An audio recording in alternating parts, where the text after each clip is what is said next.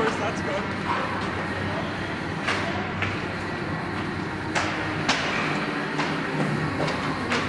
There he is.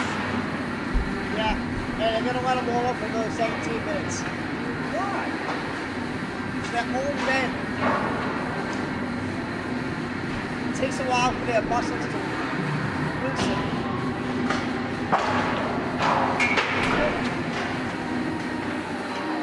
You thought that one was coming up here. Yeah. Oh! What? He missed it. Keegan missed the net. Completely? Yeah. He turned right to the line. Oh! Oh. I wanted that one. Come on, Ryan! Oh, I gotta mute this or else.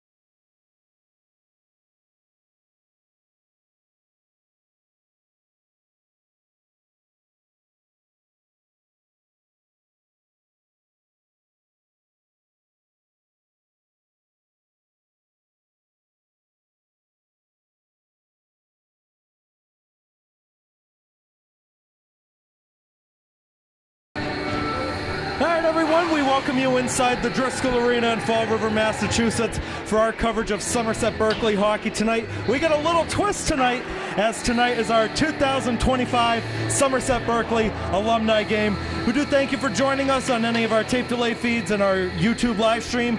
Keegan Hamblett alongside the current Raider, Carter Silvia on commentary, with Brian Moniz on camera.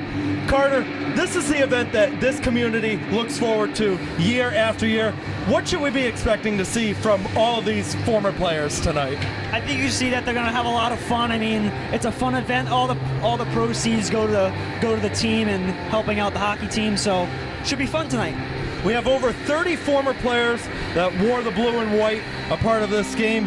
They date all the way back to as early as the class of 1973 up until the cutoff, which is now the class of 2019. What should we be expecting for a comparison between the OGs and the newer guys who it's their first time playing? I definitely think the OGs will be a little bit more experienced. You know, they've played in this type of game before, and as for the newer guys, I think they're going to soak it in. It's a pretty nice experience to play with all these guys who are legends of the school. And look at who's out there taking the opening face-off for Team Blue. Your cousin, JJ Silvia, one of us. It's actually the Silvia line out there. Jim, Justin and John. And JJ will be taking the face-off against Scott Fortuna. JJ wins the draw. We're underway from Driscoll. That is going to be taken on the side, a little bit of a stumble, and it's taken over at the point, fed across. That's Jeff Barboza taking it. It was blocked. Walked out the other way by Jimmy Silvia. He's going to send it in deep. It looks like, Carter, we have 25-minute period tonight, so I don't know if that's going to be a running clock or what the case may be. I think it's going to be Keegan, 2 25-minute periods. Good first save there, right in front for John Silvia, who's the Team Blue netminder. Team White netminder is Eric Silva. It's going to be controlled on the left side by Dave Senra. Open man is Justin Silvia, who feeds it across. JJ Silvia couldn't walk forward cleanly with it. Ron LePage tried to clear it, it wasn't there. LePage tried to fish it out, and it's eventually gathered by Jeff Barboza. Both teams going very slow to start the pace. That's some good movement, but the connection wouldn't go from John Knepp and Ron LePage. Good pass up on the side for Chris Padula walking in. That shot, it scores! Chris Padula makes it 1-0 Team Blue. Great shot there by Patula, just to go down on the bad change from the white team and go down and snipe it bar down. And we'll keep track of stats up here. Chris Padula, class of 2015 for Somerset Berkley, opens the scoring in. We were talking before the game. You said these kind of alumni games tend to be a lot higher scoring than what we see in the current day. Oh, for sure, Keegan. And I think you're going to see, as the game progresses, the guys are going to get more tired, but the goalies as well, so a lot more shots are going to go in. That last chance came right in front from Brandon Anderson. It wouldn't connect. And it's going to be sent down by John Hinvis. We are joined by pretty much the entire Somerset Berkley hockey team right up here on the balcony with us. We'll see if we can get some more of those guys on the mic later. That's Dave August putting one on frame. That one, I think, went off the pad of Eric Silva. Good counter the other way. Walking in, CJ Cordero tried to leave it. It wasn't there, and now a stick tie up between Jared Miranda and Brian Shea.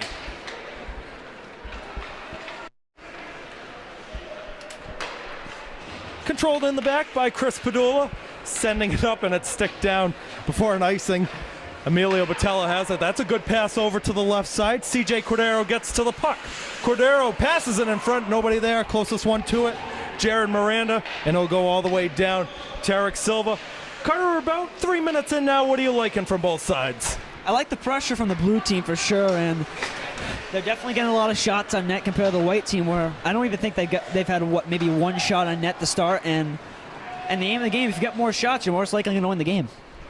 Battle of 22s on the side with Jeff Afonso and Emilio Botello.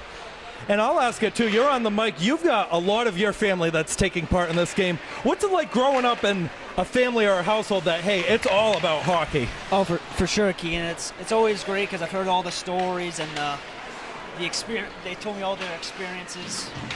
They're also all coached by Coach Snyder, so when Snyder saw me my freshman year, he knew what to expect.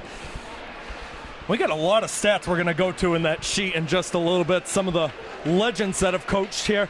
Chance here for Team White maybe to tie this game up. That's a centering pass. Oh, it's loose on the crease. Lunging forward to cover it. John Silvia.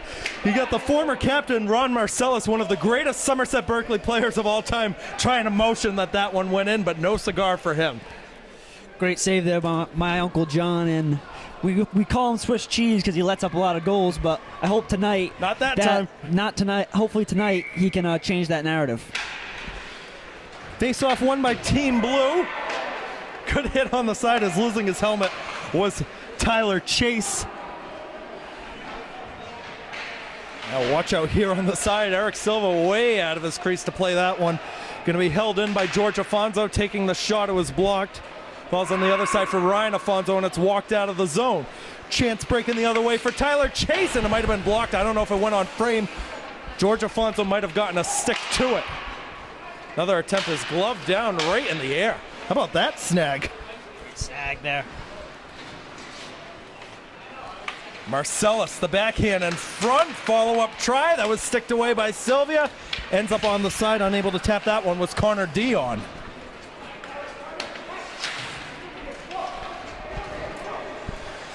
Here's the former captain, Derek Fortuna, the other way. Fortuna looking to double the lead between the legs, and it wouldn't go. What a save by Eric Silva to cover that one up. Great move there by Fortuna. Looking like he's young there with the hands. It's pretty impressive to watch. Derek Fortuna, class of 2006 for Somerset Berkley. And those 2000s Raiders teams were always interesting teams, Carter, because they went 17 years between 2003 and 2020 before winning a conference championship back when they were members of the EAC and now the SEC. But they were always in it. They always had strong teams, just never won the conference. Yeah, I mean, back in the day, especially in the 90s and in the 80s when Somerset was the Division I program, they went 0-20, 0-19 one year. But, yeah, I mean, what used to be in the conference was Coyle Cassidy and Bishop Fee, and it was a lot of tough contests. And it's a lot different now, but I think you can appreciate how good the teams were back then just because of how tough the conference was. Oh, a score on the short angle. The backhand from Logan Santos might have popped off of John Silvia, but he's tied it up at one.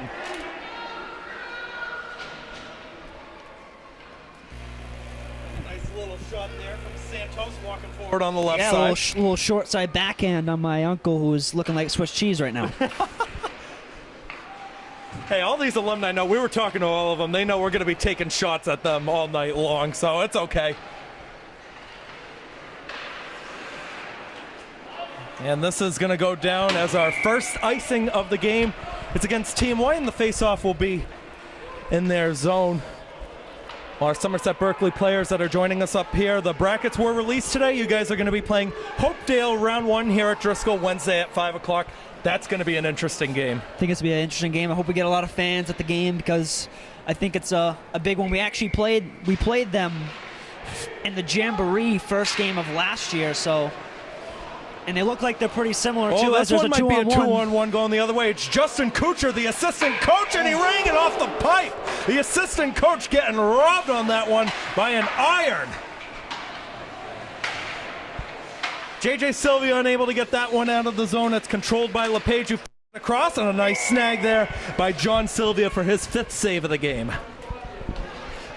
We're going to have a talk with Coach Kuchar after that one, Carter. Great shot there by Kuchar, and one of the younger guys out here, I'm pretty sure he'll be on the score sheet at least once tonight.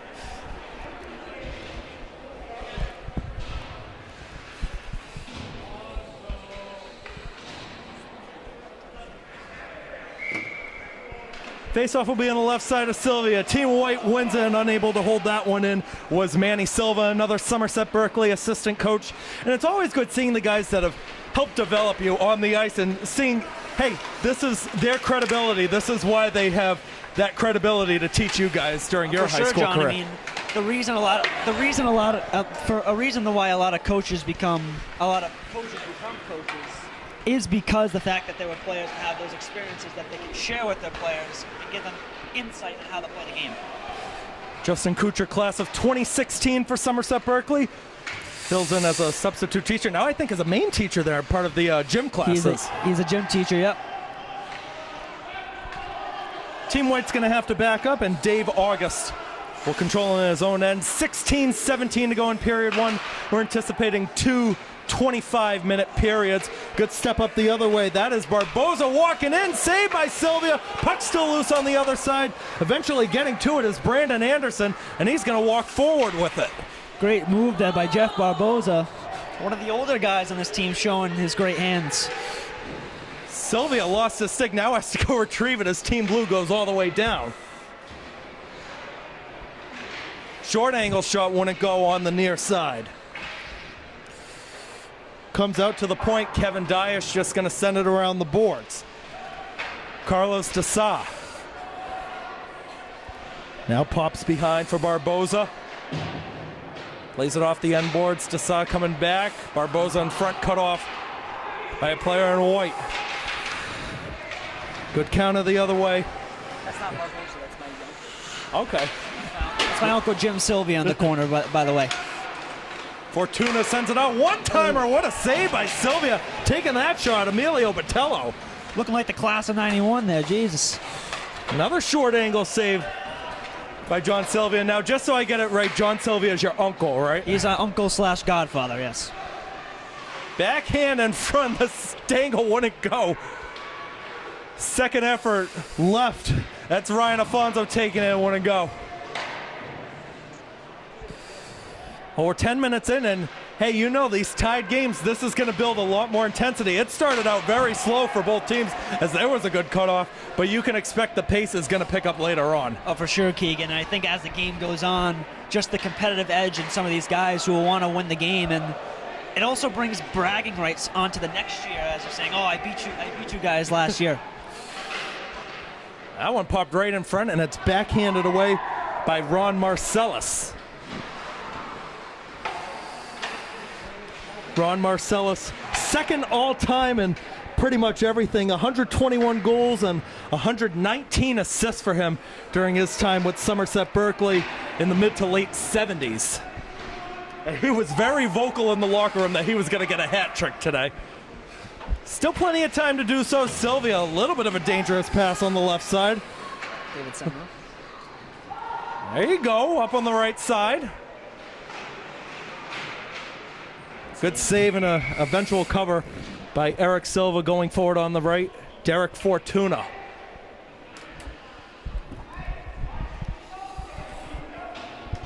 Well, looking through that old stat sheet, Carter, there's a lot of notable players that some of the all-time leaders, especially Nathan Taylor, not on the ice, but you know what? Sometimes things pop up, you can't make it, but even if you can, it's always great to be a part of it, or even watching it too. Oh, for sure, Keegan. And it's also been pretty good to watch so far. I mean, it looks like some of these guys still got some pep in their step. Short angle try. That one might have gotten through to Eric Silva. We'll mark it as a save for him. There's going to be bragging rights on which goalie did better too between Silva and Silvia. A lot of these guys also out there in sweatpants. And we get a whistle and a stoppage of play. Do we have actual referees out there tonight, Carter? Yeah, we have one referee, Evan Afonso. I think Oh, that is Evan out there. Hey, he'll be a part of it in 2 years, I think it is. Yeah, one. Yeah, I'm not familiar with the Raiders of old. He's talking about like Ron Marcellus, and I'm like, who the heck is that earlier? I think if you're a person who's been around the hockey, especially Somerset hockey like me and John have, we know all those guys who are really impactful in their high school careers.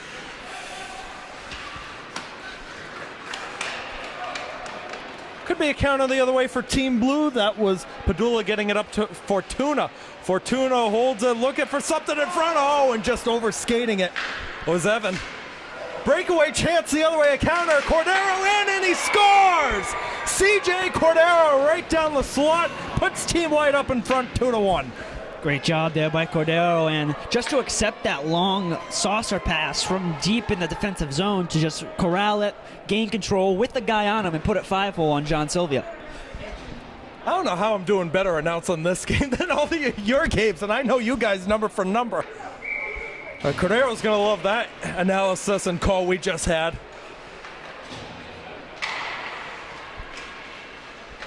That's Chaffon trying to walk forward. Stumbling on the side, Dave August. Backhand tapped away by LaFlamme. Chase on the backhand down low. That one is tied up on the near side. That wasn't even covered. It was right between the stick and the pad of John Silvia.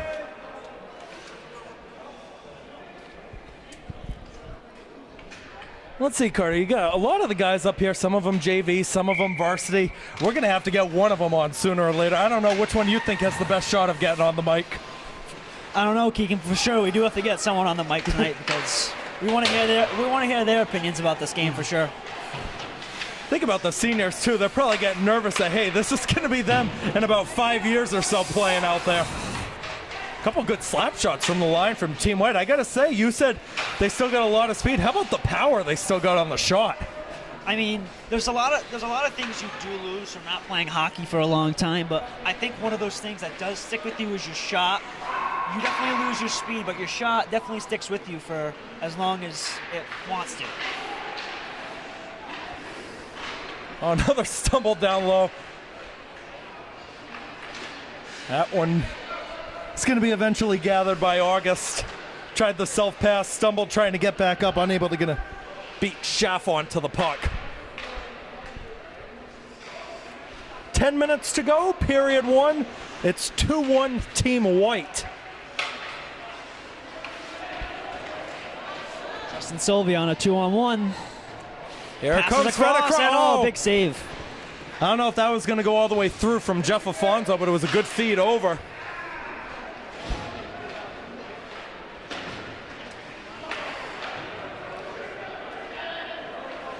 Do want to shout out everybody watching at home. We got 10 viewers at home, so hey, I'll take that. If you like what you're hearing, make sure to subscribe to my broadcasting YouTube channel. Also be sure to check out our Blue Raider Studios YouTube channel. Some school projects over at Somerset Berkley.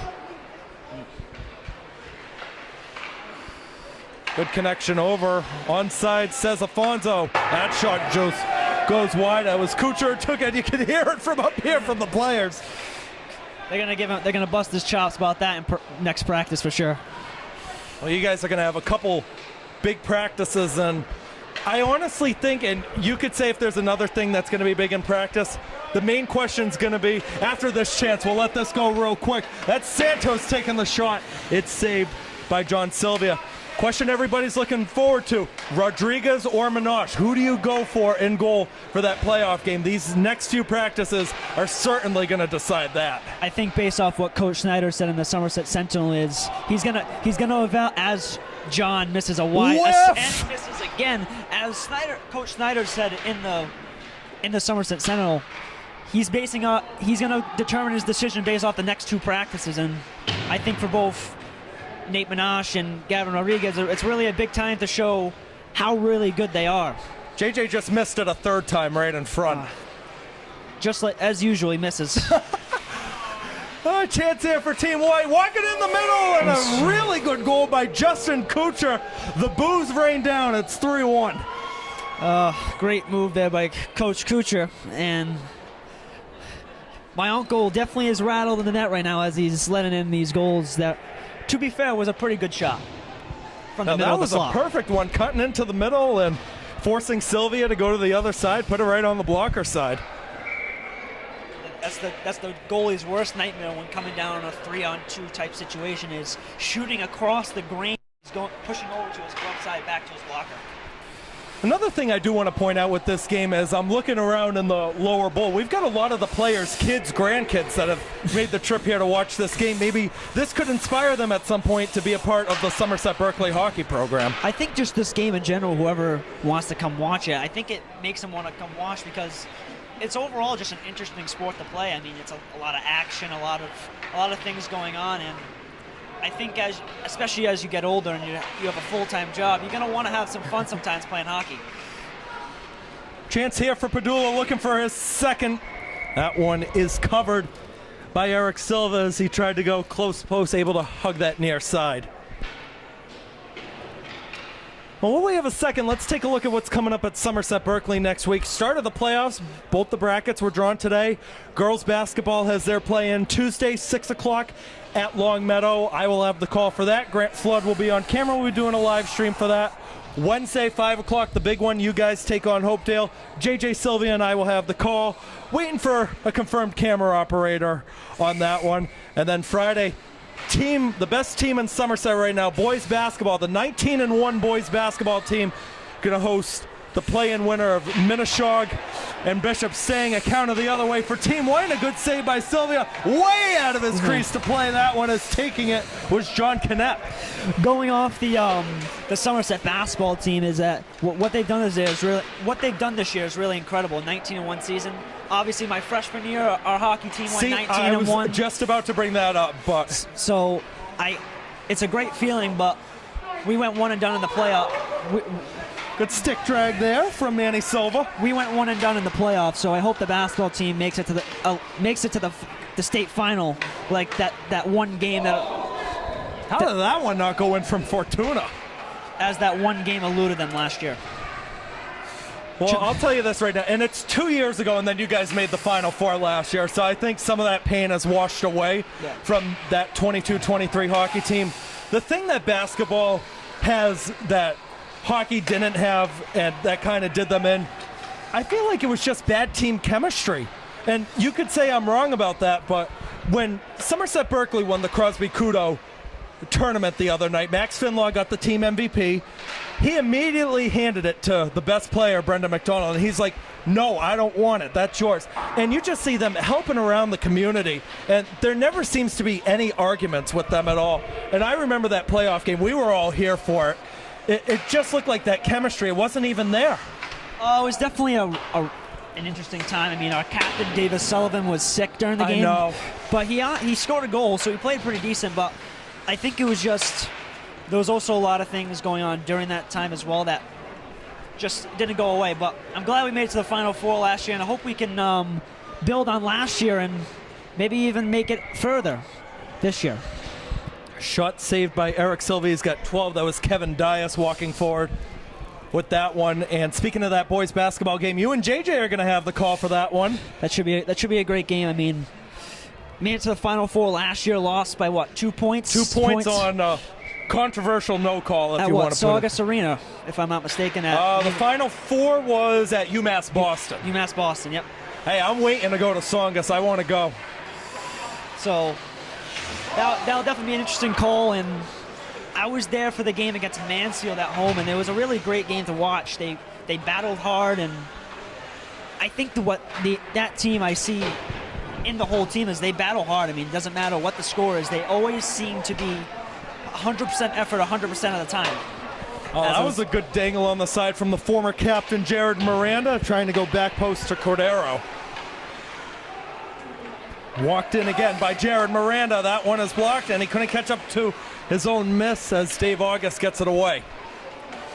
What I've seen so far by the blue team is they, even though they're down 3-1, I feel like they've dictated the pace a little bit more than the white team. But as the period has gone on, the white team has definitely picked up the slack as they're up 3-1 in the game.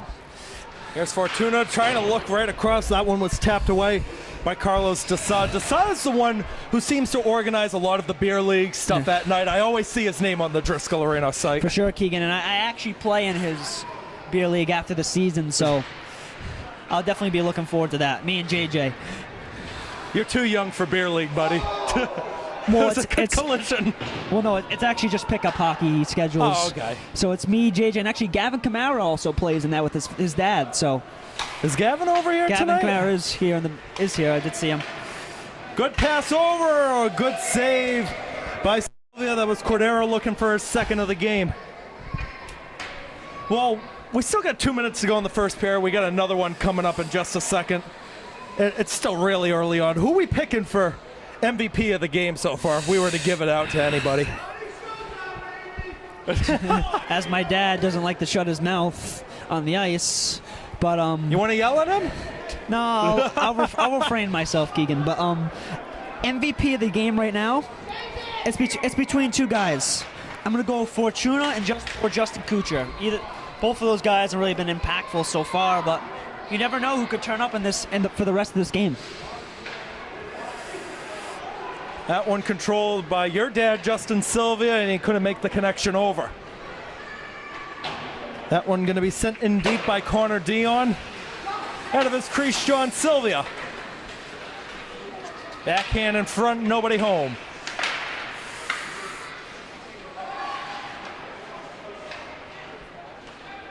Sent down. No icing here.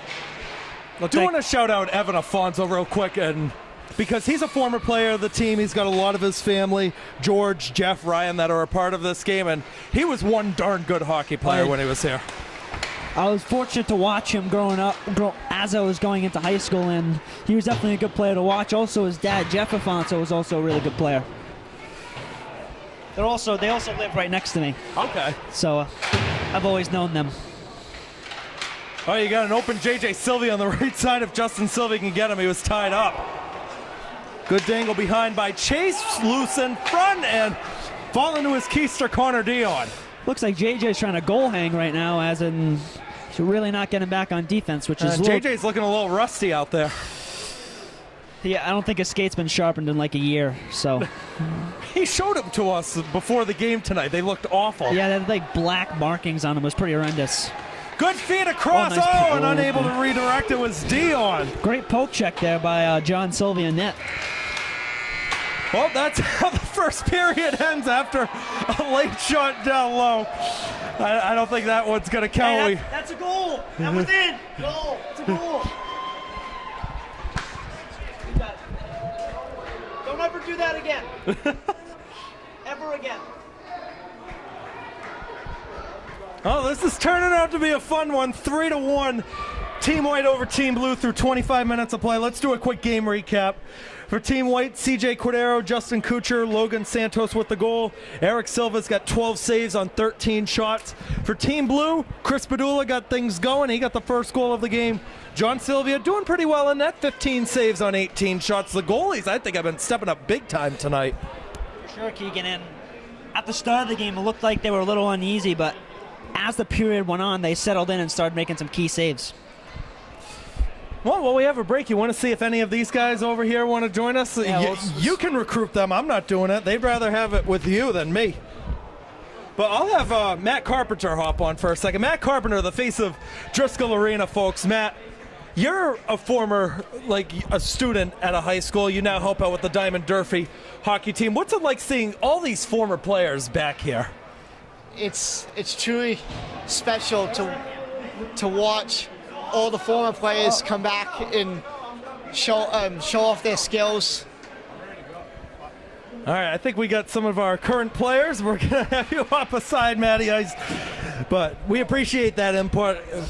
Where's Diamond Durfee at for the tournament? We're playing at Graf Arena in Newburyport against Trenton Regional. Oh, good luck to Diamond Durfee. You go in that room. Go sit in the chair. We got to make room for everybody out here. Joining us now on the mic, who do we got? I thought there was a third guy over here, but there's not. Mason Sullivan and Evan Barboza, the two seniors. Guys, how's it going? Not bad. I'm out here supporting the alumni. It's just a fun time. I'm doing great too, but I just wish Coach Schneider was out here buzzing with the boys. That's all. Oh, there we go. We got a goal from Brandon Anderson walking forward to make it 3-2.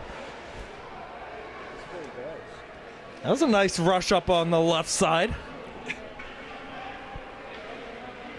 Now, what's going on? Why do we only have 5 minutes for this? I was wondering the same thing here. They booked it for 2 hours. They did.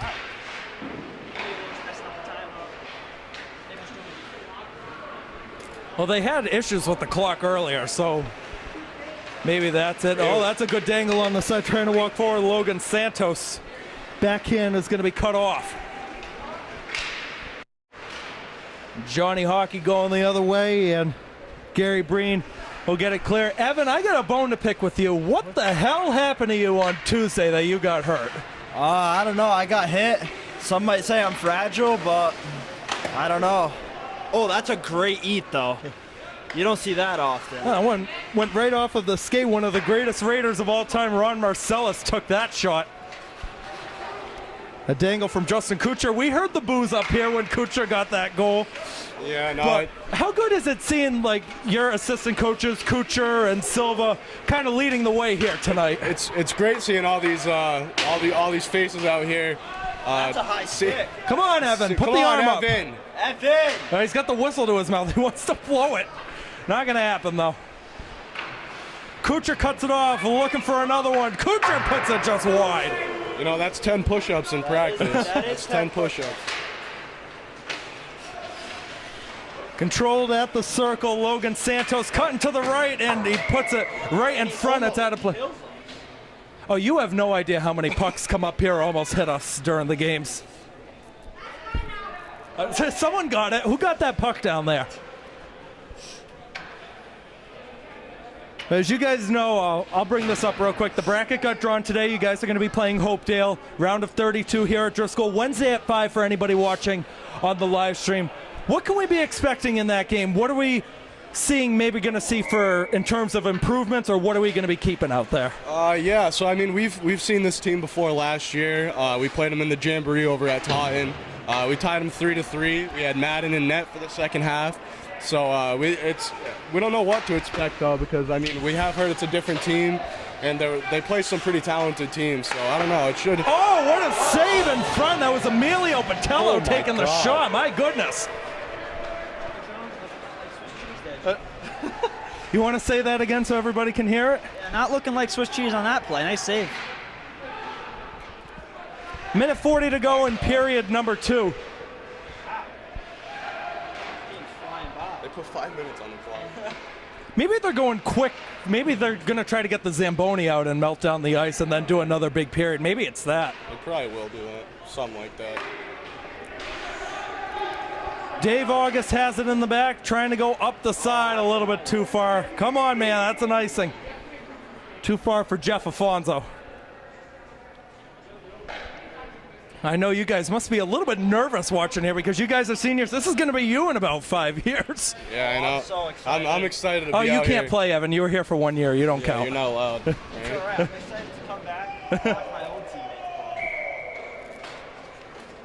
teammates. Davis is going to be here in 3 years too, so Yeah, you should. maybe we'll get some brother chemistry out there in a couple of years. That'd be awesome. I'd love to be able to play with him again. Oh, that's a good pass over. Scott Fortuna unable to go cleanly. Oh, a little haul down on the side. No arm goes up. Fortuna trying to leave it. Jeff Barboza in the mix. Walked out a 2-on-1 the other way. Here is Fortuna holding, feeding it across a little bit over Evan's stick. Backhand comes in front. A roof attempt. When it goes, it was saved by Eric Silva. Well, you guys have been watching the game up here for most of the night. Who's you guys' MVP so far of the game? I'm not exactly sure. I can tell you one thing. It's definitely not number 6 on Team White. These missed nets really they hurt my feelings after all these push-ups we have to do in practice. Well, there's the horn. Team Blues going to the locker room.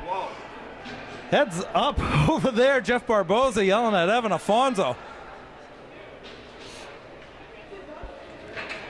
I think they are going to melt down the ice and then we're going to come back because everybody's starting to head to the locker rooms. We'll keep you here on the live stream. If you got any more of those guys that want to hop in, talk on the mic for a minute. But I can't wait for Wednesday. Wednesday's going to be fun. Who's up?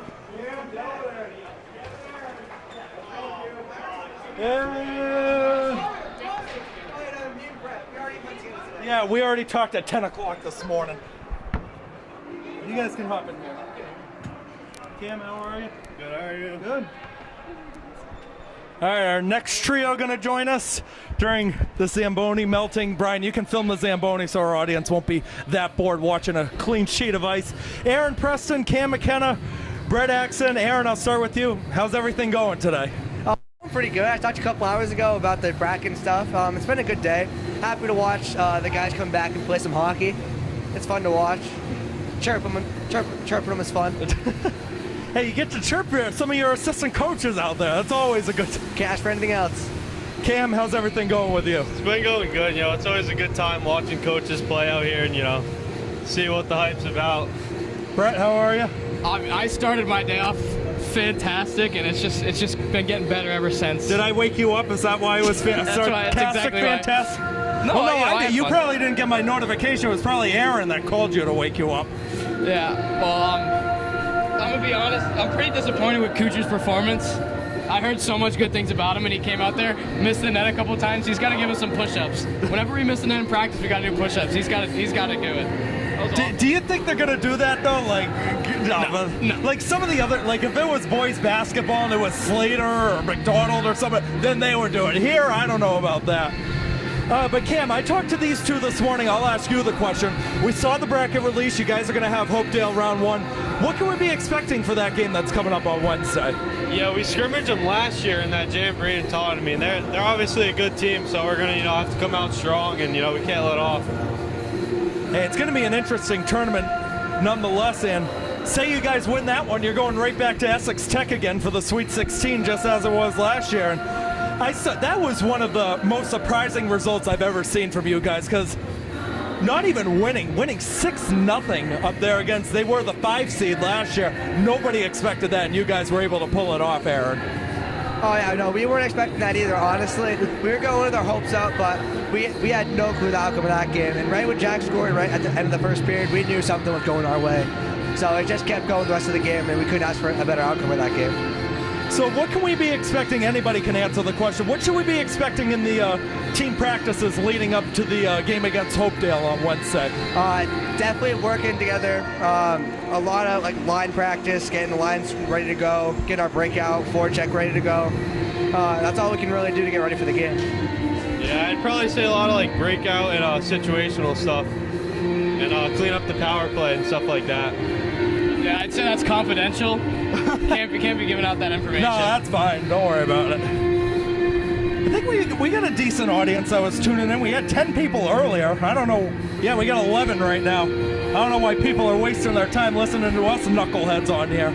I talked to my boys from Foxborough, and I'm telling you, we're going to Foxborough if we make it to the second round. I'm confident. Well, it would be here. They'd be here. Well, I'd be confident. Honestly, I wish it was in Foxborough because then I wouldn't have to drive an hour to get here. I'm confident. They're confident. That'd be so nice to play them again. No, I want to see another good tournament run. I mean, Final Four, it's going to be tricky to duplicate that success again, but when you play hockey in Somerset, there is so much pressure at it. I know DRS, you guys were successful for a very long time, but I know the old mantra used to be here in Somerset was you win seasons, you don't win games. You got to win the important games and bring the community here to show even more support. Yeah, no, Snyder's 3 keys always been win the SEC, win the Prenda Cup, and go far in states. It's never just win one game. So, I mean, at that point, he keeps the mantra as always has been. Now, I do want to bring up, you brought up Prenda Cup, so I hate to bring it up, but I'm going to. You guys fell to Taunton in that Prenda final. You guys lost in the final last year, but you know what? It turned out to be okay. And I think since that game going forward, team chemistry has been off the charts with you guys. Now, was that something you noticed that clicked right away, or was that something that, hey, maybe it took until the new year for it to finally start working together? I honestly think after the first couple of practices, we really bonded as a team, and then it just grew and grew more as the season went on, especially when it gets Diamond. It was a confidence boost, and then it just grew more and more after every game we won. Yeah, I mean, I'd have to agree with Aaron. I think after that we kind of just regrouped, and we didn't let it defeat us, and we kind of just bounced back. Yeah, I think going into that game we didn't really we thought we were maybe better than we were. We thought we have a bunch of these talented kids. We won't really have to try too much. We'll just go out there and win. And then kind of going through that and losing that game, it whipped us into shape. We kind of learned that we still got to work, even though we have a lot of talented guys. We got to do the work. Now, I brought it up to some of the guys earlier when they hopped on. One of the questions is going to be, do you go with Gavin Rodriguez or Nate Minosh in that playoff game? You got Nate, who's the more conservative kind of goaltender. He's got a better record. Gavin Rodriguez, a lot more flexibility. He's got the better stats.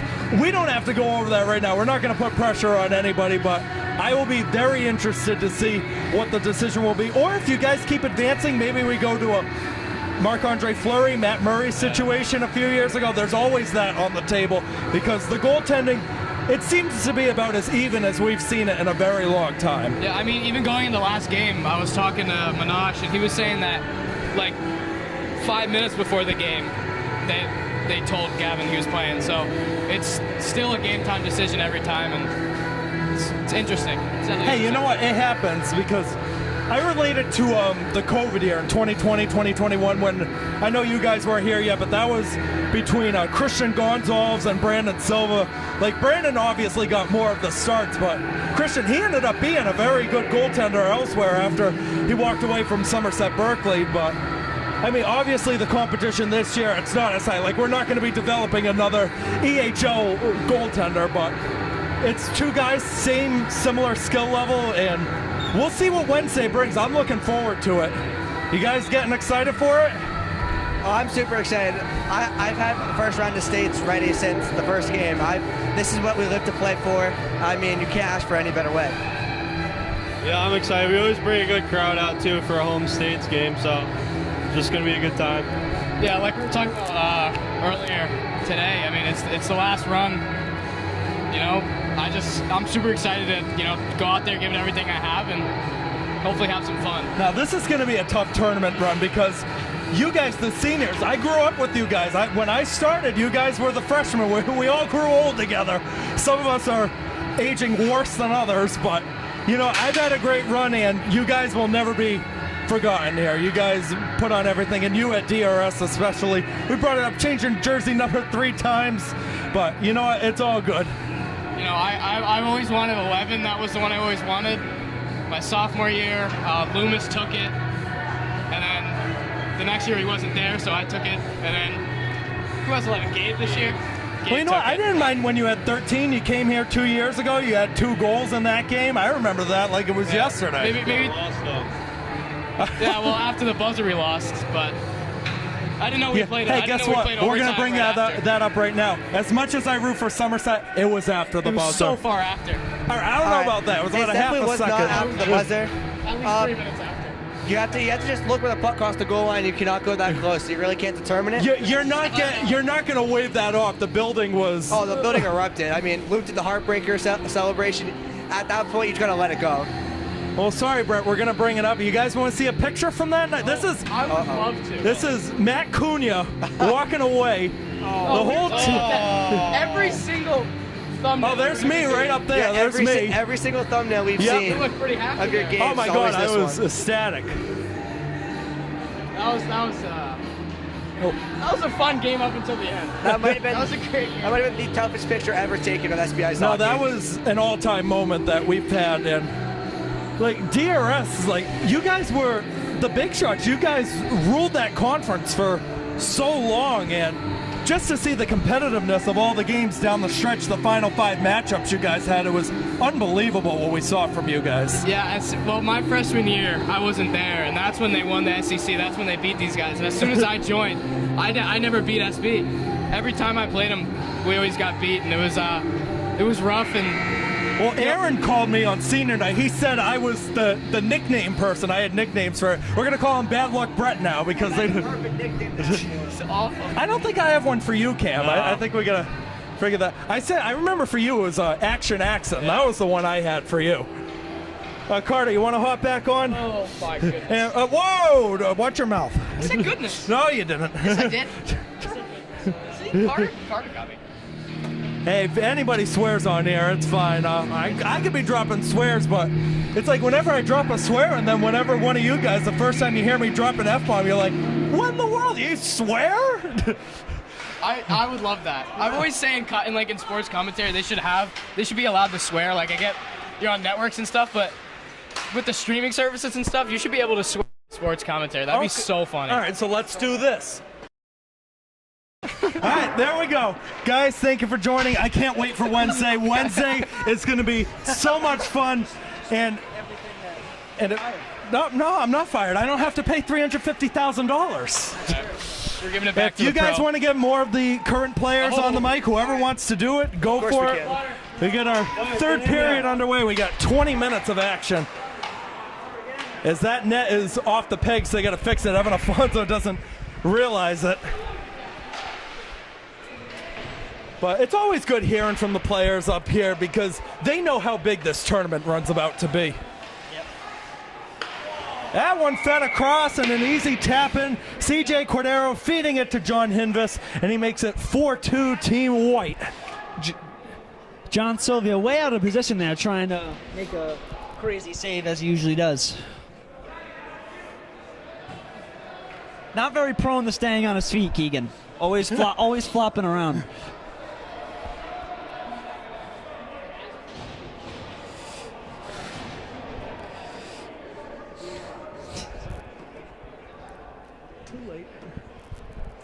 The time of that goal, we'll say a minute 15 on that. We're in running clock mode. I believe this is going to be the last stretch of 20 minutes we're going to see from these alumni. They might have booked it for 2 hours just to get like family photos out there on the ice afterwards. Maybe do a little skate around. They maybe, from what I've heard from my dad, they may be playing maybe a little bit more after this 20 minutes. But, well, nice move and great defense. A good push off on the side.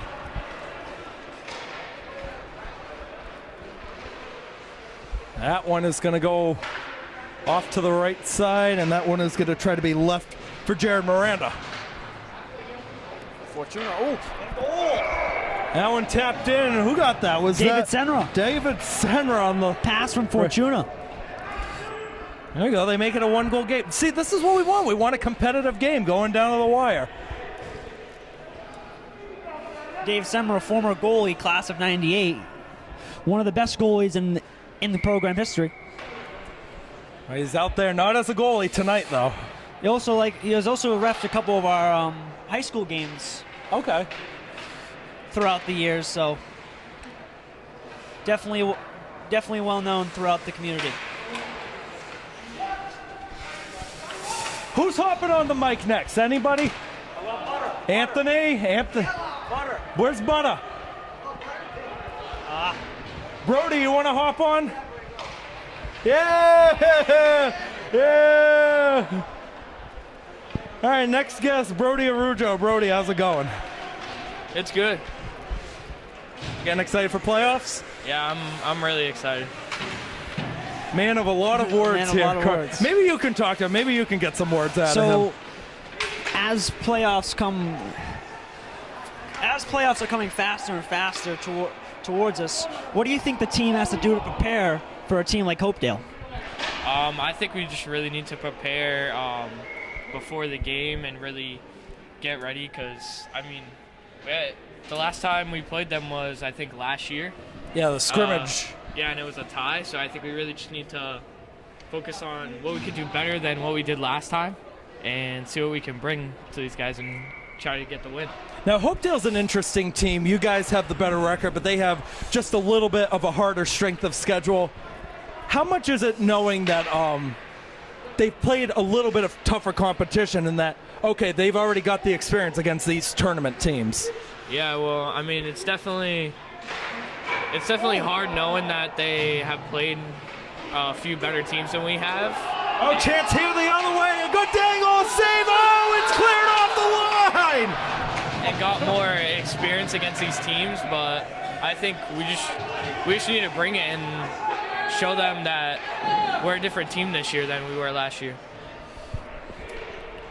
Tell you what a save down here by John Silvia. That was Tyler Chase walking forward. As I said before, it doesn't tend to stay on his feet. Have to make the drastic save. Might be one of the best saves we've ever seen on any of our broadcasts. Got it with the stick right on the line. Who was that did that in the final last year? Was that Kachuk that did it? Someone had it. Yes, it was Matthew Kachuk who did that in the final, yeah. Here's Fortuna racing on the right. Fortuna tried to center it in front, it was blocked. Good tap up, it's gonna spring out of the zone, but right there to go retrieve it. Manny Sylvan, you can bet the boos are about to rain down from him all the way up here. And Brody, I wanted to ask you something. Obviously, being a freshman on a new co-op, how has it been? How has your experience been so far as a Somerset Berkley Raider? No, I think it's been awesome. I've really enjoyed it so far, and coming into playoffs, I really think I'm really comfortable with my teammates and how we've been doing. I think this co-op is so far been very successful, and I think there's a lot more to come with it. Hey, you can't complain about 12-6-2 and getting a home playoff game, all right? I mean, there's always some things you could say, oh, we could have done better, but I think as the season went on, at the start, I think that the chemistry wasn't as there as we hoped for, and we lost some games that we probably shouldn't have lost. But down the stretch this year, we've really come into our own and really shown why we deserve to have a home playoff game, deserve to go deep in the state tournament. Now, Brody, I know you weren't here for the Final Four run last year that Somerset Berkley had, but you heard about it, and you know the amount of pressure that's being added for this team to do it again. What should we be expecting in this tournament run? What should we be seeing out of this team, this 24-25 team that maybe we saw for the first time last year? No, I just think what everyone saw last year, obviously I wasn't on the team, so I wasn't there, but I think that coach-wise and player-wise, based off of that game, I think we're all improved from those times, and I think that coming into the tournament, I think even before Final Four, I think there's a lot of new experience we got on the team, and I think we can really be a different team than that Final Four run. I think we could go farther than that. I think I'll add on to what Brody said. I think as a team this year, there's a lot of guys who haven't really experienced much of deep tournament play. Guys like, I'll point out some names like Adam Bastis and a couple other guys for DR Seekonk that haven't really been deep in the state tournament before. So hopefully this year we can go deep just for them so they can have that experience. Those DRS guys have yet to make it past the Sweet 16, the second round. They won playoff games in the past. One of them was actually against Taunton 2 years ago. So they've been in those big games before. They just haven't been able to make that Final Four run. But it's always tough because the Elite Eight games, they're at a neutral site. That's anybody's game. There's no favoritism with the home crowd. Yeah, for sure, Keegan. I think those, as you said, those neutral site games, they're definitely a different, the mentality coming into the game is a little bit different than you would say in a away game, because in an away game you feel you're at a little bit of disadvantage. You're at their barn, you had to go on a bus. Oh, what a dangle in front. Putting that one away is Logan Santos for his second goal of the game, and he makes it a 5-3 lead for Team White. But as a great play there by Logan Santos, as in my dad just said, please say to my uncle, please stay on your feet because you cannot keep going. You're going to keep letting in goals. This happens. But as I said before, I think for a neutral site game, both teams are going on at least an hour-long bus ride to that rink. As if you're going on an away or home game, there's some teams are disadvantaged because that bus ride, and also good feed. That came. Logan Santos gave it to Kevin Dias, and he got on the other side. There's nothing John Silvia can do about that one. Yeah, I mean, very big lapse in defensive zone coverage there. But continue to what I said before, I think a neutral site just provides an even playing field for both teams. There's really no advantage. Uh-oh, here's Kuchar. Oh, he roofed it. Good job, Kuchar. Surprised the boos did not come down on that play. Oh, that one you don't boo him. That one you just laugh at him. Oh, there's a tangle. Trying to get it away. It was sticked away by Justin Silvia. Oh, that one hit the outside of the net. Now, Brody, here's your chance to be a commentator. What did you like about those two goals from Team White? I just like, seeing them play, I feel like it's definitely something new to see. I haven't seen any of these guys play before, but watching this alumni game, I think you can definitely see what they used to have. Definitely see what they used to have together, and those goals were, not much you can do on those on the defensive side there. The oldest guy out there is 70 as well. So you got guys who are late 60s up to 70 still playing in this one. I think what also alumni game provides is it provides attention for the program, because you see that these guys are, even though they're 20, 30, some 30 years out of high school, they're still coming back and playing with their old teammates. So I think it provides a kind of a way for younger people who are trying to go to Somerset Berkley and they watch this type of game to see the family that we create here. Yeah, we brought it up earlier with the some of the family members, some of the kids that are showing up here. Could pave way. This is the future. Some of these kids that are in the building. Here's a breakaway chance the other way. It's Cordero! Nice dangle for CJ Cordero. That's his second of the game. Great play there by CJ Cordero. Once again, my uncle's got to stay on his feet, stop flopping all over the ice, because it's really just embarrassing to watch at this point. You think that's true, Brody? You think it's embarrassing? He is flopping around a little bit on that net there. Let's put some pads on you. You could probably do better in goal right now. I don't know. 8:30 to go in what's turning out to be a pretty good alumni game this year. Goals for Team White, 2 from Santos, 2 from Cordero, and 1 each from Dias, Kucher, and Hinvis.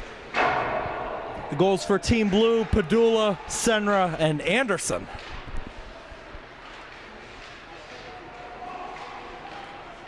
Now we got to get JJ Silvia to get another chance out there before this night's over, Carter. I think he's been dying for that goal all night, and he had some chances in the first period, but whiffed on all those 3 or 4 chances that he had. Yeah, he's had his chances. He's done. Good pass over to the right side, looking for another one. Coming in and hauled down is Derek Fortuna. I don't know if that one squirted in the back of the net. You get a collision in the net. And just got to make sure everybody's okay. You don't want anybody breaking a hip or anything like that. I think despite the scoreline, I think you can say it's honestly not been like a blowout game, like a 7-3 type of game. No, it's been back and forth. It's been a pretty back and forth game. It's just one team's putting away the chances more frequently than the other. Anybody else over there want to hop on? Who else we got over there? Diallo. Yeah, let's go Diallo. Oh, come on. He's my favorite. He's one of my favorite DRS guys from last year. Colin Lush, too. Yeah, where's Lush? Let's get a state champion on here for crying out loud. Gabe hasn't been here either. Yeah, where's Gabe? We haven't had Gabe on all year for any of our interviews. Brody, thank you. Good luck on Wednesday. All right, we're going to have some of our underclassmen joining us. We got Colin Lush. Oh, here we go. Let's see what happens for Derek Fortuna. Oh, not even close.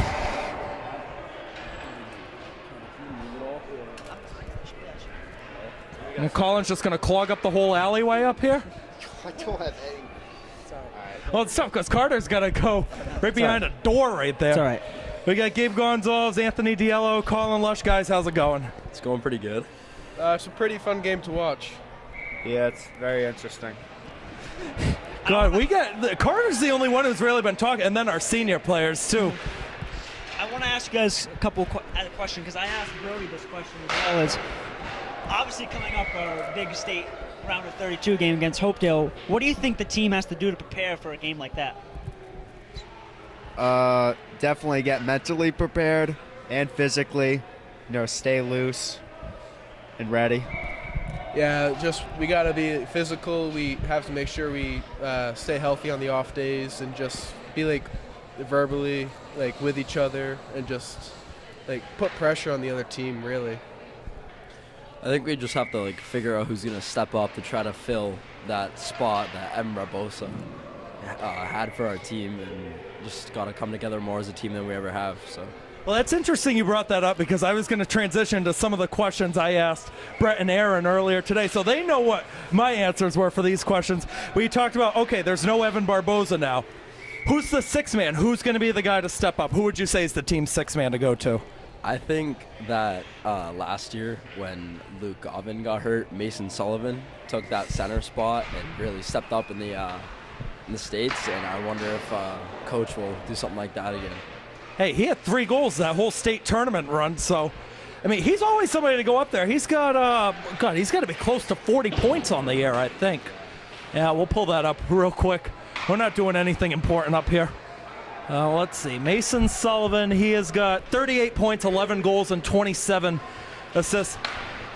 Chance here for Team White. Looking to get another one that's not going to fall. Anthony, who would you say is your sixth man for this team that could maybe make a big step up with no Barbosa now? Well, I feel like Mason is the best one to be able to make that transition from defense to forward. So I feel like he's got to be the best hope we got right now to take Barbosa's spot.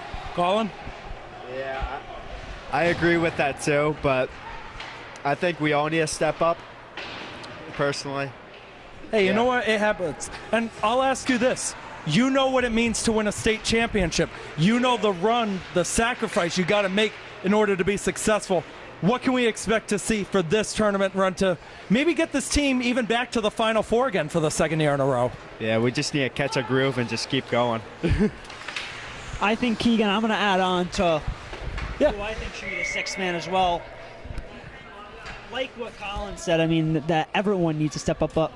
Mason's definitely one of those guys. There's a lot of players. There's a whole list of players you could say on this team that they could step up become that sixth man. I'll even put Gabe on that list as well because I Brett, know who did we he always say wants was to put some pucks the in the back sixth of the man? net. You said Fitzy? I said Cam. I said Cam.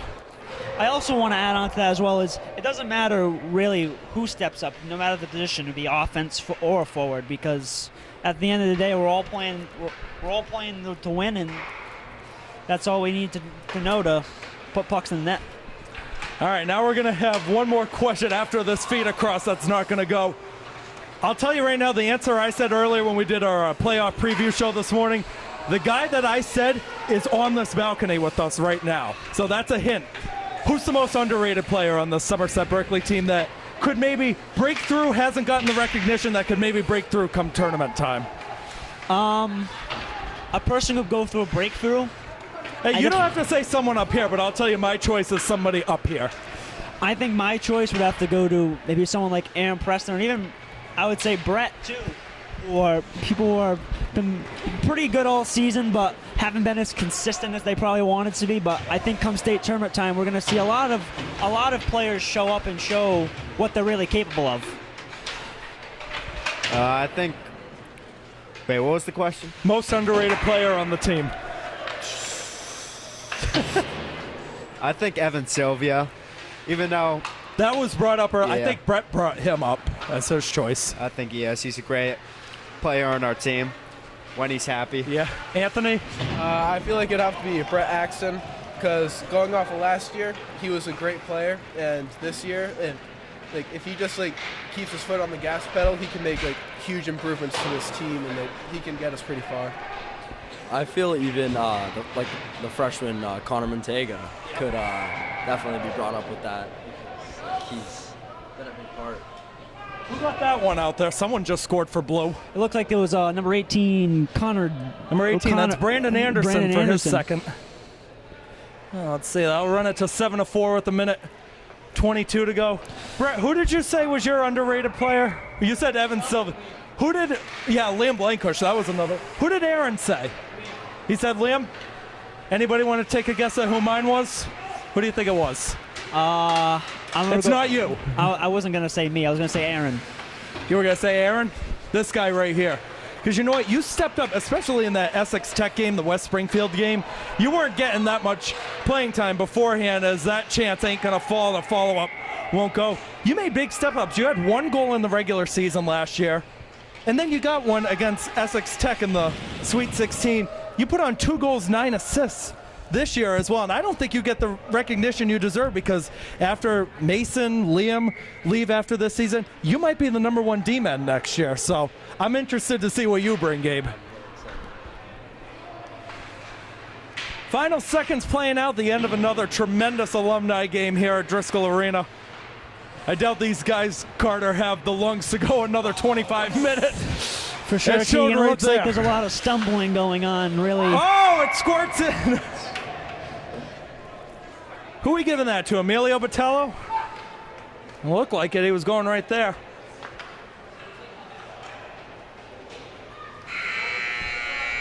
Well, there's the horn.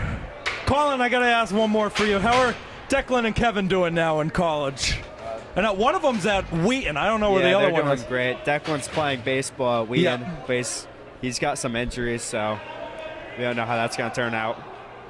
But everything's great for them. Now, wait a minute. What's going on out Keegan, here? looks like I think they're going to do one more period, as it's only 8:19, so they may be able to get one more period. Hey, might as well keep it going, right? They have the ice till 9, I think. That's true. There's no beer league tonight either. So. No, so.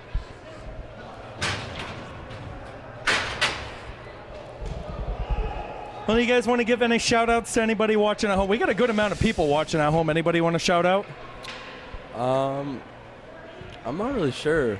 Well, how's Christian doing, by the way? I didn't ask that. How's he doing? He's doing great. He's finishing up his season with the Kings. Yep. And he's been outstanding for them, and just more to come over the next couple of months. Period here. Oh, why they put 30 minutes on the clock? Oh, no. Looks like they're going to go to the... I want to go back. I have to drive an hour back home. But I think that 30 minutes also provides a chance for the blue team to claw themselves back in this game. That could be here. Come on, JJ. Let's see what he does. No. Oh, no. Right at the stick. Good job. He's terrible. That ain't me. That's a good save there for John Silvia. I don't know. I'm messing up all these saves on here. It doesn't matter. I don't think anybody's going to care if we get these stats wrong. I get you guys' stats wrong all the time. I have to go to George Austin for everything. Shout out to George Austin, too, because he does good stuff. I don't know, especially for the DRC caught guys, if you catch him the Somerset Sentinel, he writes awesome stuff about the team and some of the players, too.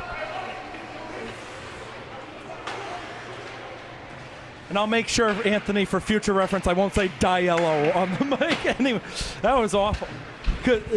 Someone, when I first started, when I got to see the team for the first time, the scrimmage last year, I forget who it was against. It was the first one.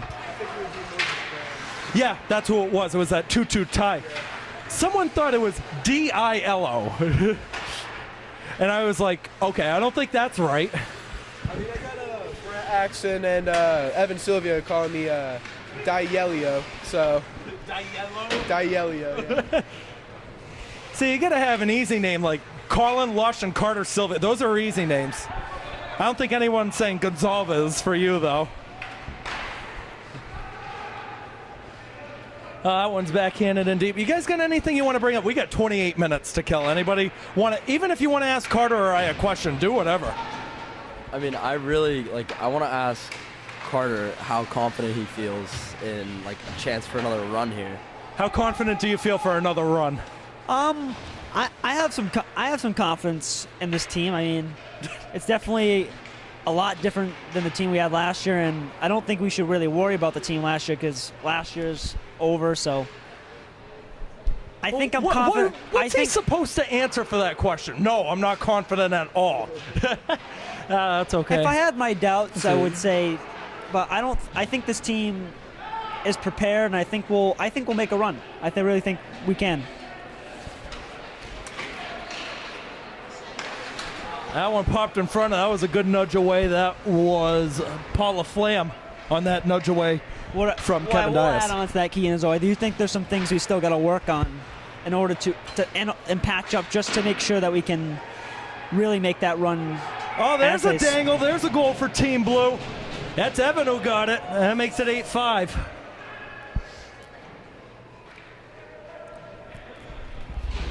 Nice little dangle right in front, Carter. That was nice. Yeah, I mean, a little forehand backhand and put it right in. With the player standing in the crease as well. Anthony, you got a question you want to ask either Carter or I? I've actually got a question for Gabe. How does it feel to have to step up after Mason is graduated? I definitely feel like it's going to be a lot, but even this year especially, I've found my way into the top 4D. And it's been a great experience. Even last year was just amazing, and I think I'm ready for it. Call in a question for either Carter or I, or we can cheat and ask Gabe. I can't really think of anything right now. All right, well, I got one for you. Is Seekonk baseball going to three-peat? Yeah. I think that's an obvious one. They were one article posted the best baseball team in Massachusetts, I think they said. Yeah. And you guys go down the official fellas page or whatever. I love those fellas posts, by the way. Those are awesome. And I know it was just kind of filling in at the end. I had so much fun doing your Elite Eight, Final Four, and championship last year. And just taking the trip to Polar Park for a state championship game. Not many people get that opportunity. It was a really nice experience. And some of those guys got to do it 3 years in a row, too. Yeah. That's not something you get to have every day. It's not. But I think playing at TD Garden would be a little bit better than Polar Park. As Coach Snyder likes to say, we got to get to the fleet. Got to get to the fleet. What are we expecting Coach Snyder's message going to be before the playoffs? Because I can already tell you what it's going to be. I think it's 4 words. It's 4 words. What do you think? You have an opportunity. Well, of course. I mean, that's it. That's definitely what. If he's watching, shout out Coach Snyder if he's watching. I mean, I would assume he's watching. He's supposed to play tonight, but... And I think there's a couple more things to say. I think he's going to talk about how, yeah, we have an opportunity, but we also don't have a lot to lose. We also don't have a lot to lose in this game, as in, if we lose, I mean, it's unfortunate, but we battled hard and had a good season. But if we win and we keep on winning, I mean, that's a lot. Especially if we go back-to-back Final Fours, that's a lot of recognition for the hockey program. Here's Cordero looking for the hat trick. He wants to take it himself. Now leaves it. What a shot by John Hinves, his second goal of the game on a brilliant feed by C.J. Cordero. One of the guys in the white team, part of UMass Lowell, him and Jeff Barboza. I got to bring my UMass Lowell jersey back for the playoff game. You know, I probably got to go in a suit. I did that for your first Prenda Cup. I was in a suit and a bow tie. I got to bring that back. Does Cam not want to hop on over there? Cam? I think he does. Cam, you want to hop on? Oh, come on, Cam.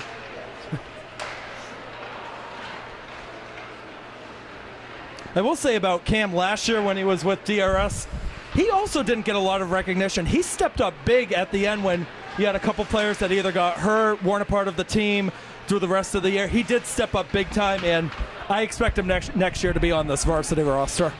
Yeah, I agree with you there. He's a great player. He's a great kid, and after we lose a lot of seniors, he's one of the guys to step up and make a difference.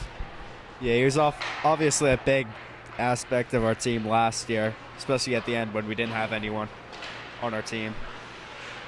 So yeah, he'll definitely play some next year.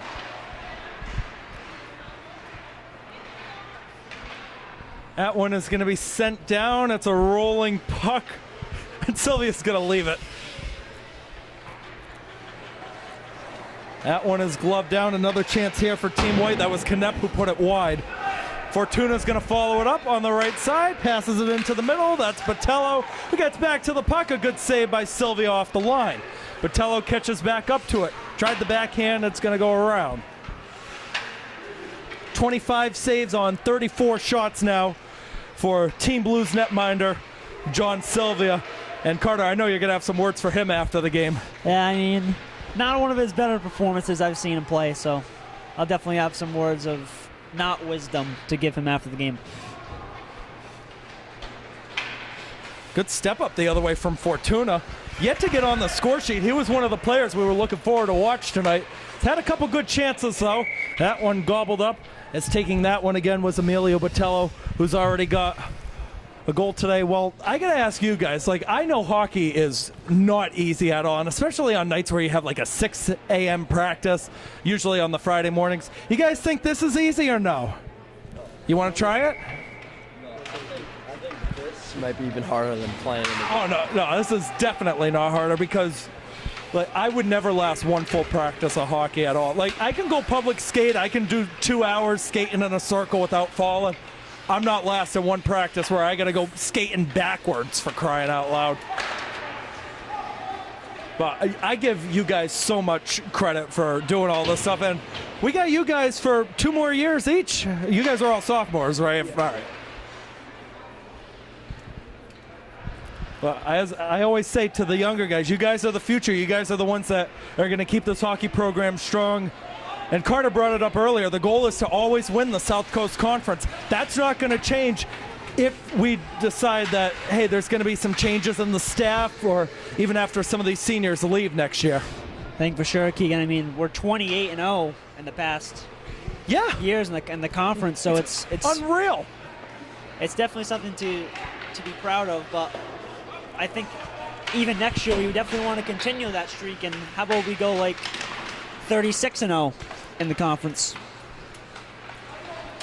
Hey, but you know what? The SEC, anything can happen because I don't know if you guys heard about it, but as that deflection goes wide, I know you did, Carter, because we brought it up. Greater New Bedford beat Bourne a few weeks ago, 2-1. Camp Francisco, the Bears goalie, had 35 saves as that attempt from Marcellus goes just wide, but it can be done. There can be upsets. And I was high on Bourne going into the SEC this year. I always seem to be high on the Cadalman every single year because I think their goalie is the best in the SEC. Shout out Jackson Pomborg. He was texting me earlier. I don't know if he's tuning in to this game or not, but Bourne, they're not going to be losing that many players, so they're going to be the team to watch again next year. I know the old Rochester Fairhaven side, they're losing 9 guys.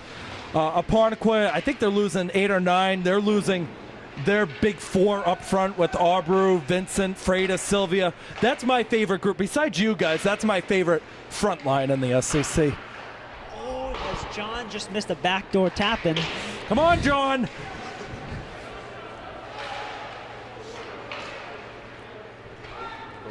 Maybe we should have given some more of that pasta that Mari made for us earlier. Oh, a little bit of a fan attempt there from Dion.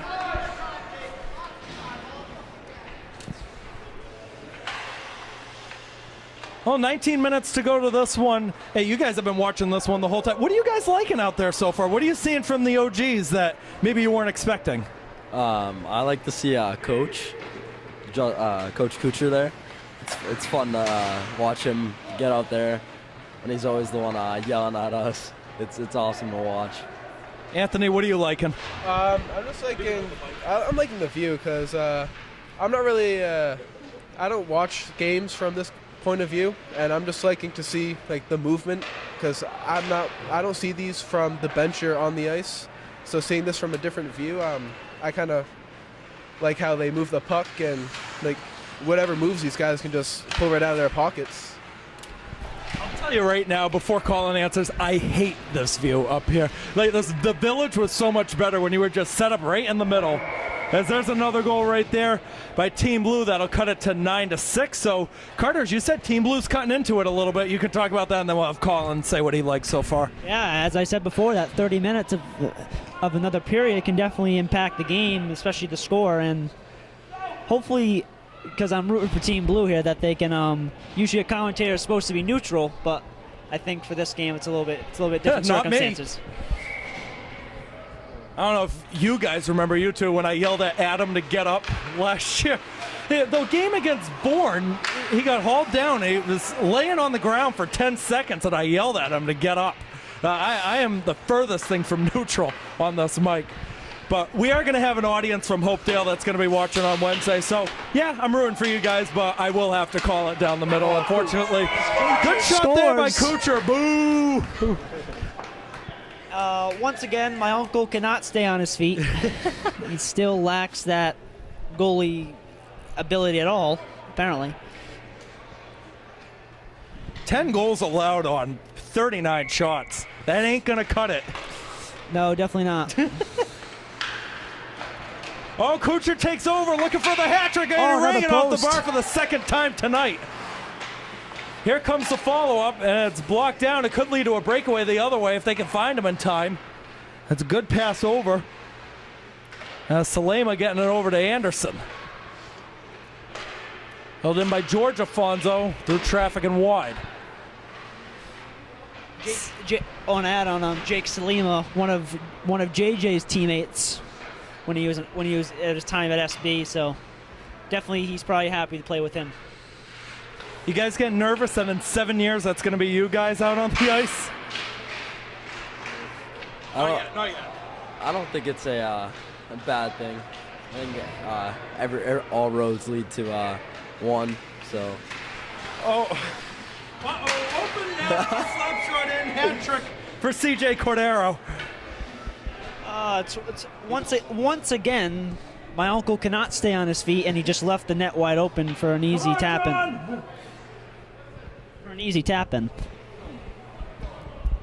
He doesn't look too happy out there. He looks pissed. As soon as he lets him look at him shaking his head. As soon as he lets him more than 3 goals, he's pretty rattled. Got to take some of those the night pills. They'll keep you alert. I think he just needs to improve on his goaltending. Really, it's that simple. Put me out there, for crying out loud. I play floor hockey goalie. I don't know if I'm eligible yet. I'll go out there. I'll probably let in every single shot that's taken. Well, you may surprise yourself. You may actually be good at it. Hey, floor hockey Hall of Famer. I don't know where that gets you on the ice. Not very far, I'll be honest. Because that's like 40 pounds of padding out there. Like I'm probably not going to be able to skate towards the net. From experience of wearing my own equipment, it's actually not as heavy as you think. Well, let me ask you that. I knew you were a goalie for like ball hockey. Was that a position you were trying to go for? I played both, so I played. Okay. I played forward, defense, and goalie for. I also played. When I was younger, I played a lot of goalie and ice hockey. So. I think we just had another goal scored out there. Brian Shea getting on the score sheet for Team Blue. Good job, Anthony. You're staying more alert than I am. You know what? You want to break down that goal since you saw it? He was right on the goal line and just slipped it right past Horta. I mean, kind of a rookie mistake on a all-timer goalie.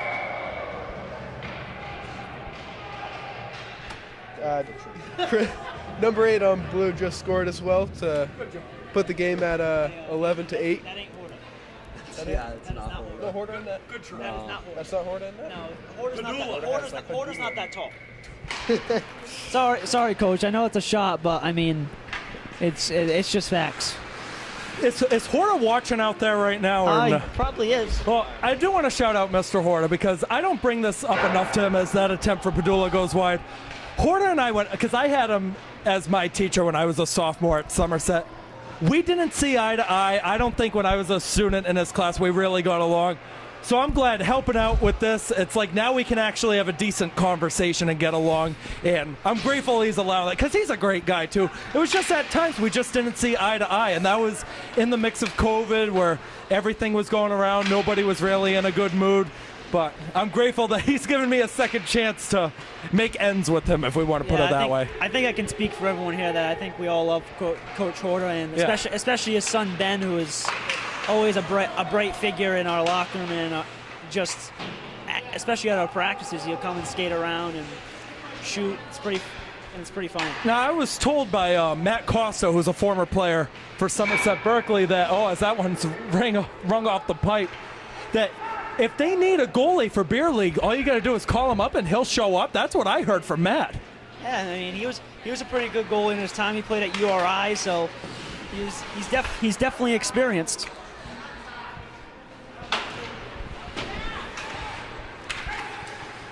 That one is going to be covered by Silvia. Getting that one in front was John Hinvis. Well, speaking of goalies, we got a mixture of Somerset DRS guys up here. We're going to bring up the question. Oh, of course. Sam Bastis or Brandon Silva, and why? As a Somerset Berkley original, I have to go with Brandon Silva because he was our brick wall last year in our run, and just wouldn't trade him for anyone. Now it's okay to be unbiased too. No, whatever you call it. No. Well, as a DRS kid, I've seen Sam Bastis play a while. I haven't really seen much of Brandon Silva play, so I got to go Sam Bastis. He did in the games he played against you guys because he was the winning goalie. I'm sorry. You guys know I love every single player on this team. You guys are the best. Before we hear Colin's opinion, I'm going to have to go with Brandon Silva.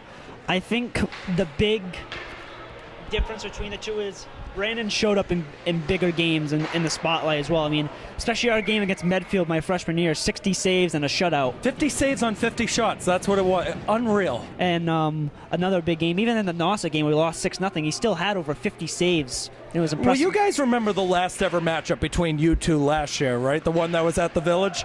Sam had 59 saves on 60 shots. It was insane what we saw from him. But I'm always going to show my respect to Sam Bastis because I know the impact he's had for the DR boys. So good save there as Jeff Barboza did it. That was a little Kurt McLean style save from Silvia down low there, Carter. Yeah, I mean he's a very old school type of goalie. Just kind of flops around and kicks his pad out. Kind of, it's really unorthodox, and that's probably why he lets in 11 goals per game. So. Well, I'll give you my opinion on Sam versus Brandon, and I can speak for it because I did 2 years with Brandon and then 1 with Sam. Brandon's better. Sam's the only one that could keep up with them. Now, if it was nowadays, if they were still playing, I would argue Jackson Pomborg, the goalie for Bourne. Other than that, you're not getting anybody that's close to their caliber for a long time. And Brandon Silva, he's the all-time wins leader for Somerset Berkley. I think Sam Bastos might be the all-time wins leader for DRS. If he's not, it's definitely close. Because he was there. He was the starter for the 4 years. I don't know if he was a 5-year player, but he was for at least 4 years. I also want to add, Keegan, if Brandon's freshman year didn't get cut short, he would have even more wins under his resume. So, I mean, it's definitely something to be impressed with when you don't even start every possible game in your career and you still are the wins leader. So, shout out to Brandon Silva if you're watching. Shout out to Sam Bastos too. They're both doing good stuff. Brandon's with the Bandits right now, the Bridgewater Bandits. Sam's over at Mass Maritime Academy doing some emergency management, I think it is, and doing some club hockey there. Wish them all the best. Oh no, a stumble in the back. Ryan Afonso falling on his butt. Oh, that was a good pass looking up the ice. Unable to stick that one down was Evan, who's already got 2 goals. See what Scott Fortuna can do the other way with 8:52 to go. He goes to the backhand and an open man in front. And some little stick taps going on down low with Barboza and George Afonso. Slap shot is going to be blockered away by Eric Silva. And I got to tell you, Carter, I'm surprised that there's no goalie changes because you've had a number of goalies go through this program. I'm surprised we haven't seen any swaps at all. Well, as I said before, David Senner was a goalie playing here tonight. That most of the goalies who come back and play in this alumni games actually play forward or defense. So, a missed chance there. Who was that had that chance? I couldn't see it. It might have been Evan. Yeah, that was Evan.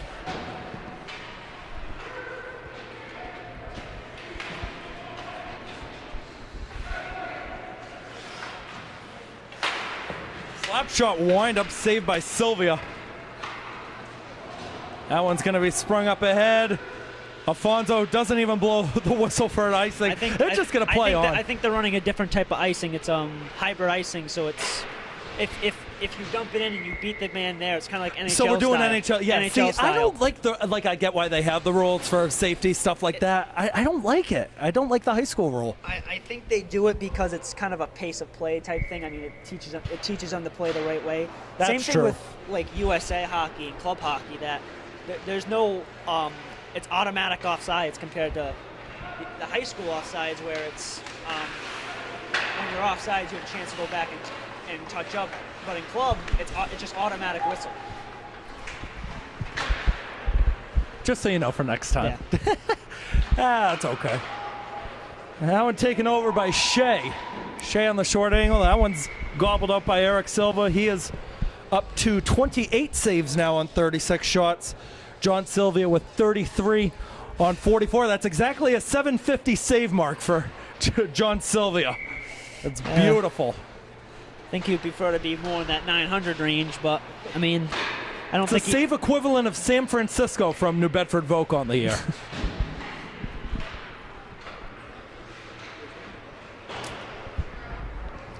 I know you guys are all sophomores. Carter, you're the junior, so you might have more of a reason to answer this one.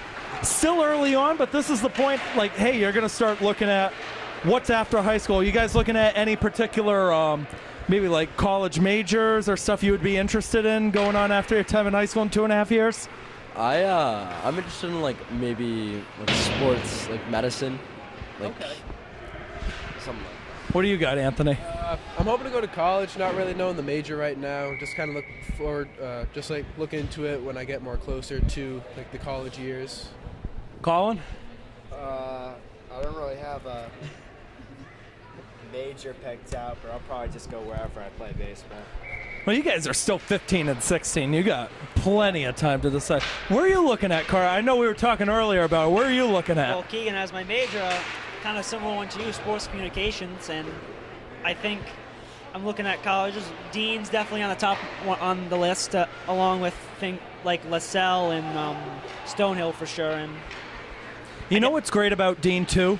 You're on the air your first 2 weeks there. Like my first game was a week into my freshman year.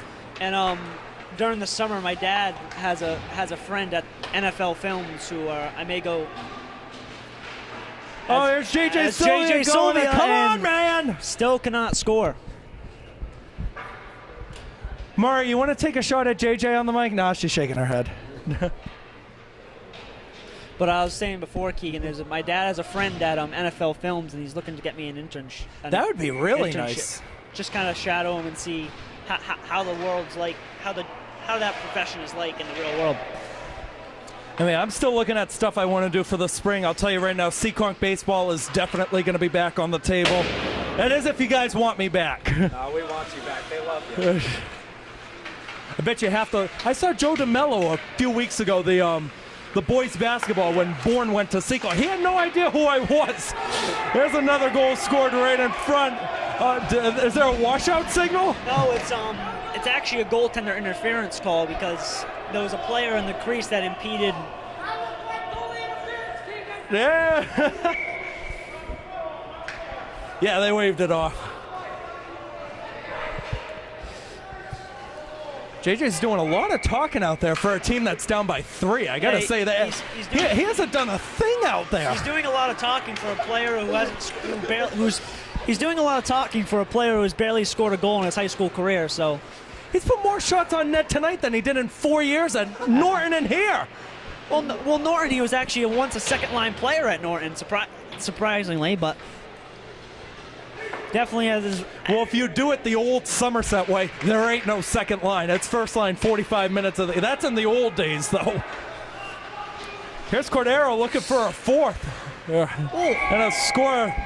And actually, that was left off in the back for Logan Santos. He's got a hat trick, though. Once again, my uncle way off angle on his knees, and they put it right over his shoulder because he's a whopping 5'7" and can't really stand up and make that save. I am going to behave so much more on Wednesday than I am tonight. And I know you are, too, come Friday for boys basketball. Yeah. I think this is just a fun time to just start chirping at players and try and, I guess, make them hate us after this broadcast. Chirp at Kucher. He's looking to be the third guy to get a hat trick. Here he comes. Oh, it's sticked away.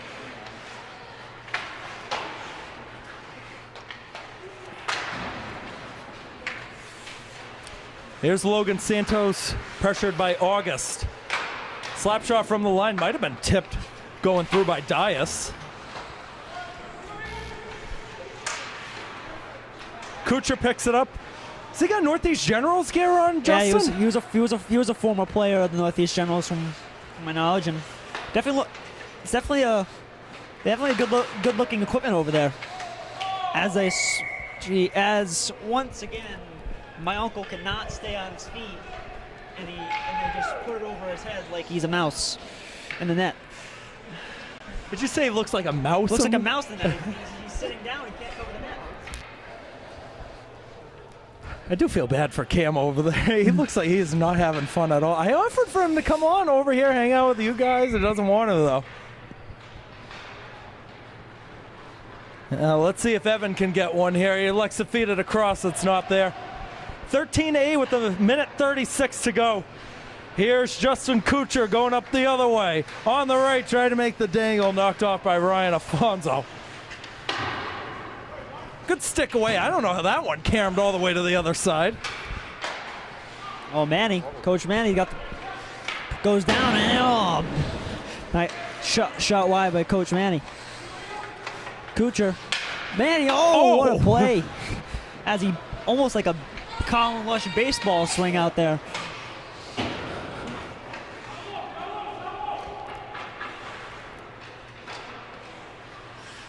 Final minute to go. Hopefully this is the final minute this time. Kucher retrieves it. Backdoor trying to find it on the other side. It's taken over by George Afonso. Well, Carter, I had fun. You guys have fun? You have fun, Carter? I think it was an enjoyable experience. And I say, for the first time you and I doing a game together, I think we did pretty well on the mic. I think I enjoyed this one a lot more than the last alumni game I attended. So it was overall a good experience. I don't know if we have as good of chemistry as you and JJ, but I think we did pretty good considering the circumstance. Ooh. Nice shot by Brian Shea walking on the right side, barred down. That's something to put on your old high school reel if you want to add that in. I don't know if they had cameras when some of these guys played, but definitely something to hold your head high for. Yeah, that is going to do it. Everybody coming on over. Team White has won the 2025 Alumni game 13-9. And does anybody want to do final input on tonight overall? You can talk about the game. You can talk about what it means for this community. Anybody can say whatever you want. I just feel like this is a great show of our community and our history too, with guys like Ron Marcellus that set history in our school. So it's awesome. It was just fun to watch. These older guys that haven't played for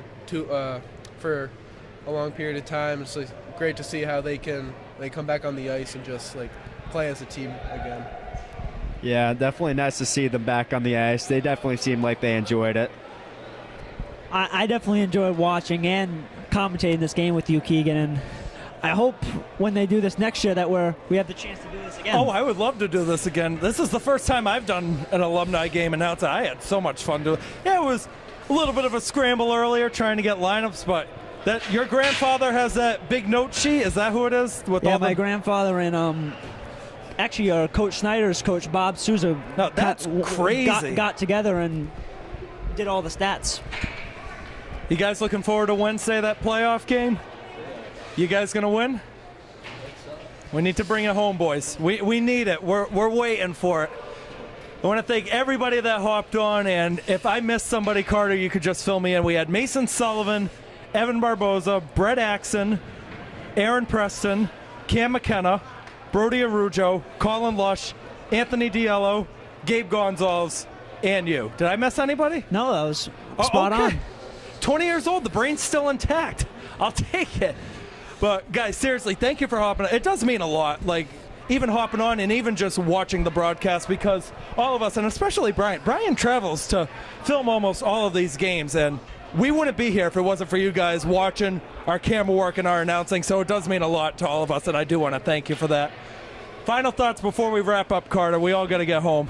I feel it was a pretty good game to watch. I saw a lot of skill that I honestly didn't expect it, and some really, really nice goals and some goals that were very questionable. Well, big week next week for Somerset Berkley Athletics. Before our hockey playoff game, we have girls basketball Tuesday, 6 o'clock, the play-in game at Longmeadow. I will be bringing live stream coverage of that. Grant Flood will be on camera for that one. Wednesday, the big one, hockey against Hopedale, 14 versus 19 seed here at Driscoll. JJ Silvia and I will have the call for that. Still waiting for confirmation on a camera person, but we'll find what. Hey, maybe bring in Cam Johnson, for crying out loud. Let's bring him in to film a game. And then boys basketball, top team in the state, gonna go on a run to maybe win a state championship for the first time in 71 years. Carter and JJ will have the call for that Friday at 6:30 against the play-in winner of Minneshaug and Bishop Stang. Brian Moniz will have coverage for that. We got a big week coming up next week. Thank you to everybody watching on our live stream, our Somerset Access TV channel 98.